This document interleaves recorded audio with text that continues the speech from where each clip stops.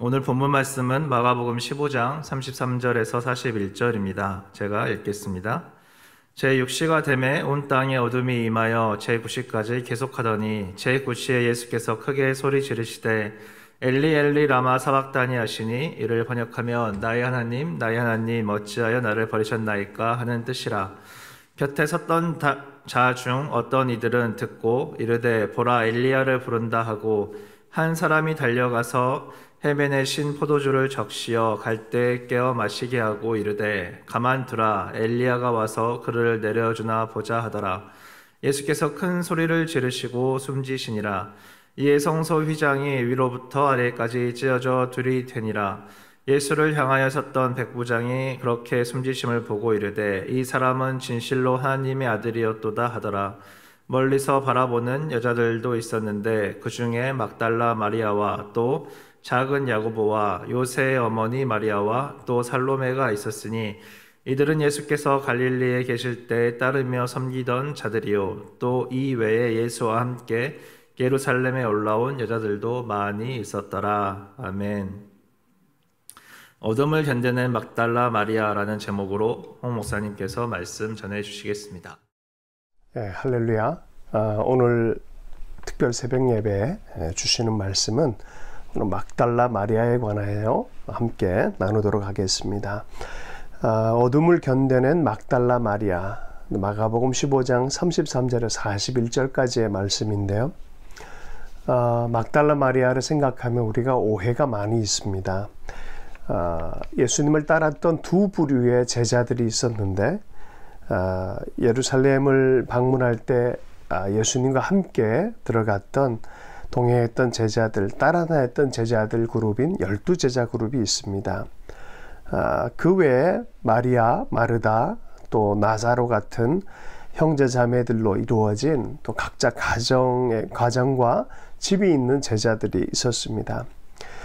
이들은 예수님을 따라다니지는 않았지만 예수님이 마을에 방문하실 때마다 자신들의 집으로 직접 초대한 사람들이었습니다.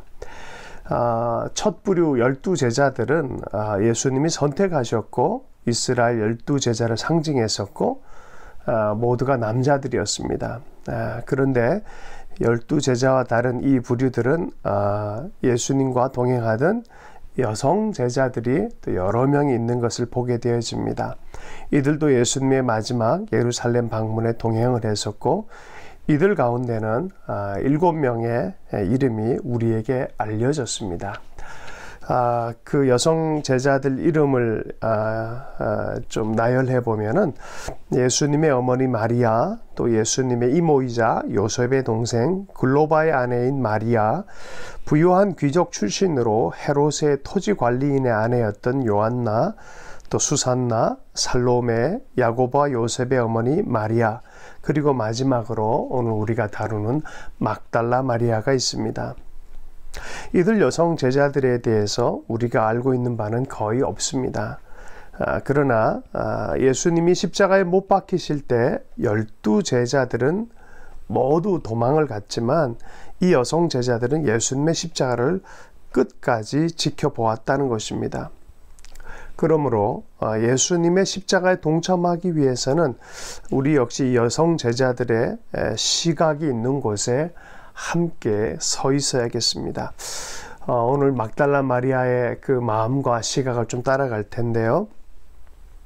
예수님의 어머니 마리아를 제외하면 우리에게 가장 잘 알려진 이름이 바로 막달라 마리아였습니다.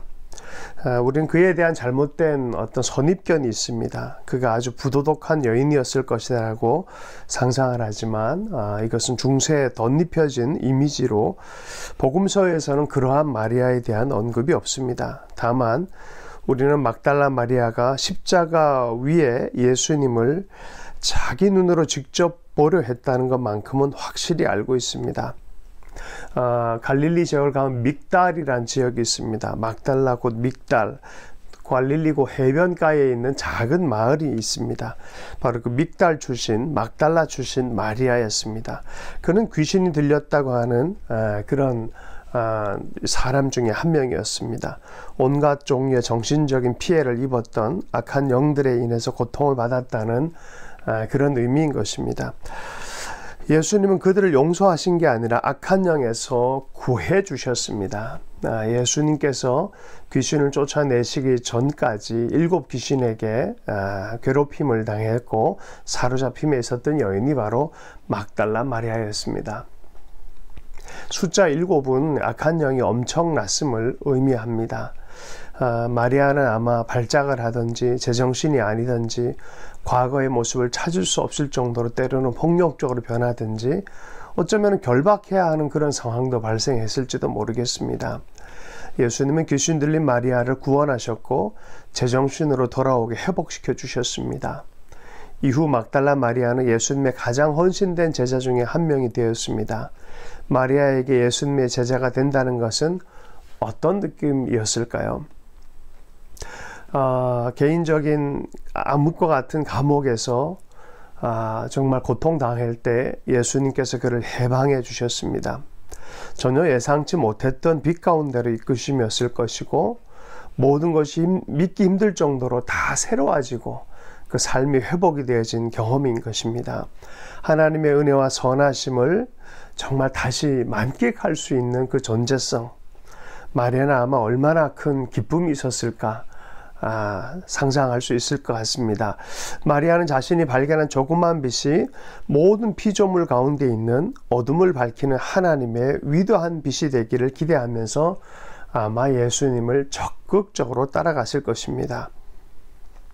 자유를 입고 치유를 입고 구원함을 입은 많은 사람들이 있었지만 이 마리아에게는 예수님이 아주 특별한 그러한 빛의 근원과 같은 그런 분으로 여기고 따라가실 것입니다. 예수님과 제자들이 가는 곳마다 빛이 비치고 어둠이 물러났습니다. 사단의 폭력은 예수님의 사랑과 권능에 패배되었습니다. 그리고 하나님 나라가 점점 더 가까워지는 것을 경험했을 것입니다. 그런데 이제 십자가를 가까이에서 지켜보는 마리아의 마음은 어땠을까요? 그런 예수님이 갑자기 십자가에서 죽음을 당해야 되는 상황이 되었습니다. 어둠이 다가오기 시작했습니다. 한낮의 초자연적인 어둠이 골고다 언덕을 덮었습니다. 이 어둠은 마리아의 심령에 다가온 영적 어둠을 상기시키기도 하고 어떤 상징을 가져오기도 했을 것입니다.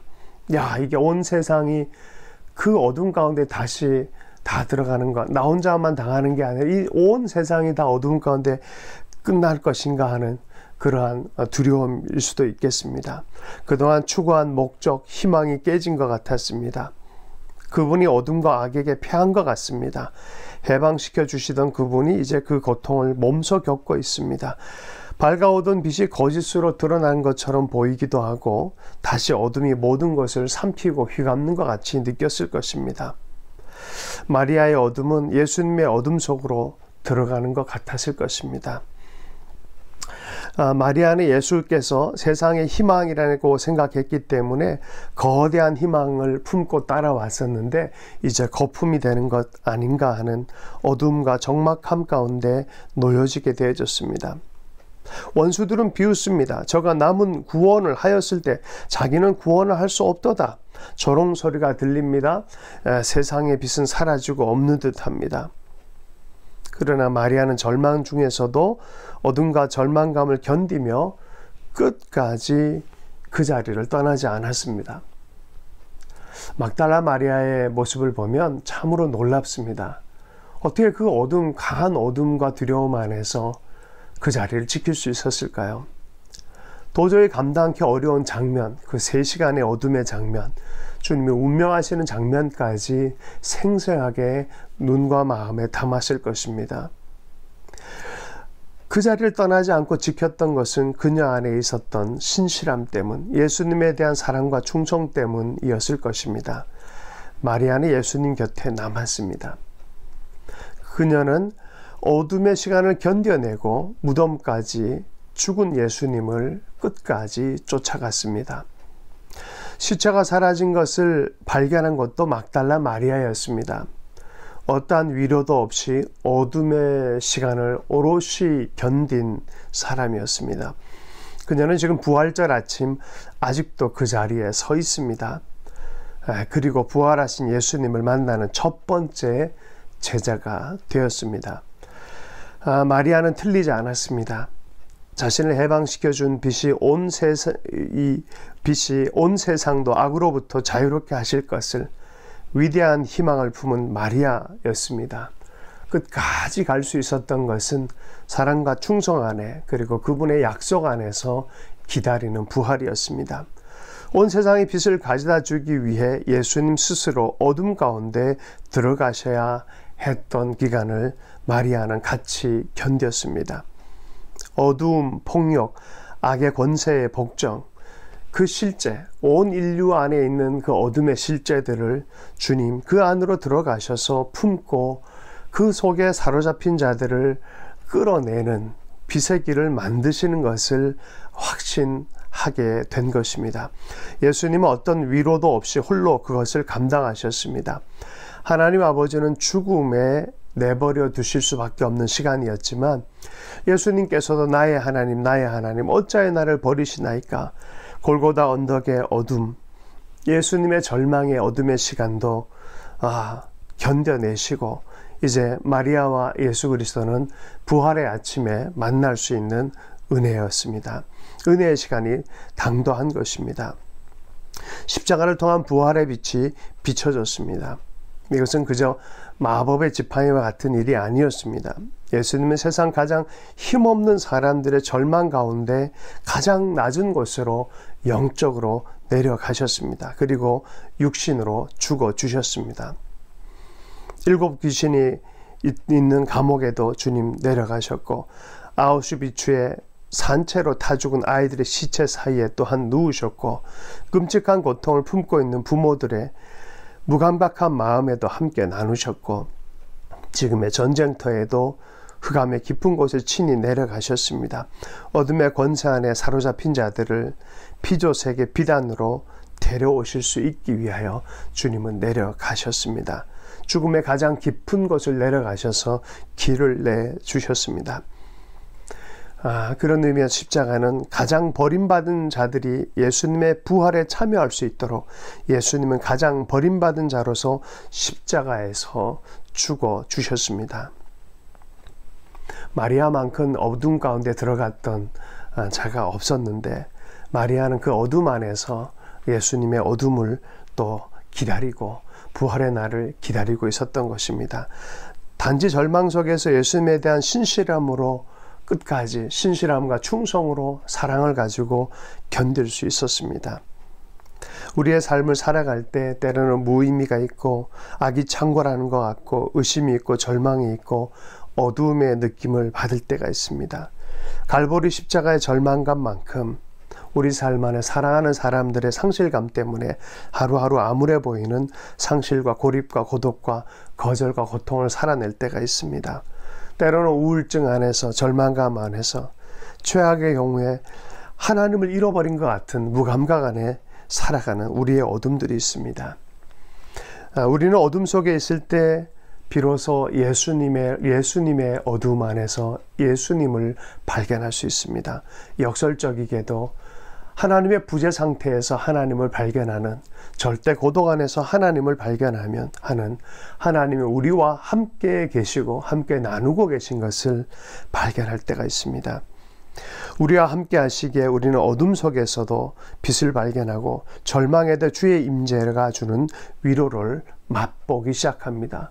바로 그 장소에서 우리가 어저께도 주일날 예배 가운데 주님께서 우리를 축복하실 때, 우리가 고통스러워 할 때 주님이 우리의 얼굴 아래에서 우리의 얼굴을 들기 위하여, 축복하기 위하여 우리 얼굴 드신다라고 나눠준 말씀이 참 은혜가 있었습니다.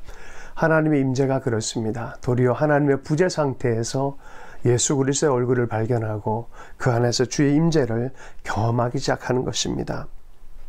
어둠 중에 하나님의 사랑이 비춰집니다. 골고다 언덕에 어둠 속에 하나님이 계셨던 것처럼 어둠 속의 십자가, 하나님의 임재를 발견하기 시작합니다. 하나님의 사랑이 채워지고 절망 속에서 누구도 빼앗을 수 없는 임재를 경험하기 시작합니다. 아무 희망이 없는 곳에 희망이 없어 보여도 기다릴 수 있는 것, 오직 예수님에 대한 사랑과 충성 때문이었던 막달라 마리아가 발견한 하나님의 임재와 사랑이었습니다. 충성된 자 막달라 마리아, 충성된 자가 그 음성을 듣습니다. 사랑의 음성을 듣습니다. 부활의 음성을 듣습니다. 주신 말씀 붙들고 잠시 기도하도록 하겠습니다. 하나님, 어둠을 견뎌낸 막달라 마리아처럼 우리가 주님을 향한 사랑과 충성을 가지고 주님을 기다리게 해주십시오. 많은 어둠 중에서도 예수님 그곳에 함께 하심을 확신하고 부활의 음성을 기다리는 자 될 수 있도록 은혜 허락하여 주시옵소서. 오늘도 기도하는 가운데 주의 사랑의 음성을 듣는 시간 될 수 있도록 은총을 허락하여 주시옵소서. 주 예수 이름을 축복하며 기도했습니다.